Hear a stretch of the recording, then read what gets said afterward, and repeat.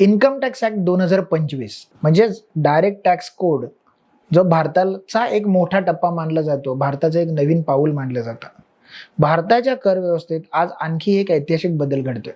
6 दशकांपासून चाललेला income tax act 1961 आता मागे पडतोय आणि त्याची जागा घेणार आहे एक नवीन इन्कम टॅक्स ऍक्ट 2025. एक असा कायदा जो भारताला डायरेक्ट टॅक्स कोडकडे नेतोय. नमस्कार मित्रांनो, मी सीए दीपक पात्रे. आजच्या केस स्टडीमध्ये आपण पाहणार आहोत की हा कायदा जो आहे, हा जो काही नवीन कायदा इन्कम टॅक्स ऍक्ट 2025 जो येतोय, हा नवा कर कायदा का आवश्यक ठरला आणि याचे मुख्य बदल कोणते आहेत आणि तुमच्या व्यवसाय व वैयक्तिक इन्कम टॅक्स प्लॅनिंग वरती त्याचा नेमका काय परिणाम होणार आहे. हा का बदल आवश्यक झाला. 1961 चा इन्कम टॅक्स ऍक्ट हा अनेक वर्षाच्या सुधारणेवरती बनला होता. म्हणजे भरपूर सारे त्याच्यामध्ये ॲडिशन आले होते, खूप सारे प्रोव्हिजन डिलीट झाले होते, बरेचसे असे चेंजेस झाले होते, सब क्लॉजेस वाढले होते, सब प्रोव्हिजन्स वाढल्या होत्या. त्यामुळे हा कायदा आहे ना एकदमच कॉम्प्लेक्स झाला होता आणि गुंतागुंतीचा झाला होता. त्यामुळे काय झालं की याच्यामध्ये जे लिटिगेशन्स आहेत हे खूप वाढले गेले. आत्ताच्या घडीला जर बघायला गेलं तर लेटेस्ट आकड्याप्रमाणे म्हणजे फक्त मार्च 2024 पर्यंत जवळपास 13.4 ट्रिलियन एवढा जो अमाऊंट आहे, एवढ्याचे लिटिगेशन्स आतापर्यंत पेंडिंग आहेत. मग त्याच्यामुळे या गुंतागुंतीच्या कायद्याला आता सोपं, स्पष्ट आणि आधुनिक बनवायचं आहे आणि त्यातूनच जन्माला आलं इन्कम टॅक्स ऍक्ट 2025. आता आपण बघू याच्यामध्ये मुख्य बदल काय काय झाले. सगळ्यात पहिलं म्हणजे सिम्प्लिफाईड स्ट्रक्चर. कायद्याचं स्वरूप संक्षिप्त केलं गेलं आहे आणि अनावश्यक कलमे आणि त्याच्या तांत्रिक भाषा म्हणजे काही एक्स्ट्राचे जे प्रोव्हिजन्स होते, सेक्शन्स होते आणि त्याची टेक्निकल लँग्वेज जी होती, जे करदाते आहेत जसं इन्कम टॅक्स पेयर आहेत त्यांना समजण्यासाठी सोपं केलं गेलं आहे. एक न्यू कन्सेप्ट या कायद्यामध्ये आणले ते म्हणजे टॅक्स इयर.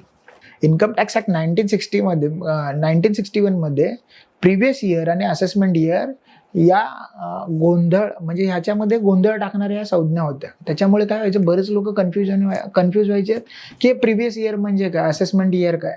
आणि या गोंधळाला एक नवीन कल्पना म्हणजे नवीन एक त्यांनी नाव दिलं टॅक्स इयर.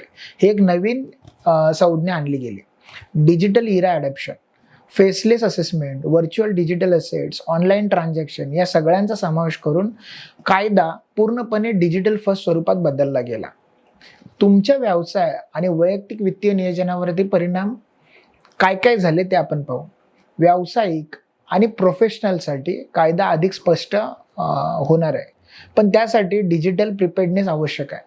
डिजिटल असेट्स म्हणजे क्रिप्टोज म्हणा, ऑनलाईन ट्रेडिंग म्हणा, ई ट्रान्झॅक्शन म्हणा, याचा आता स्पष्ट उल्लेख असल्याने या व्यवहारांचे पुरावे आणि डॉक्युमेंटेशन व्यवस्थित ठेवणं गरजेचं आहे.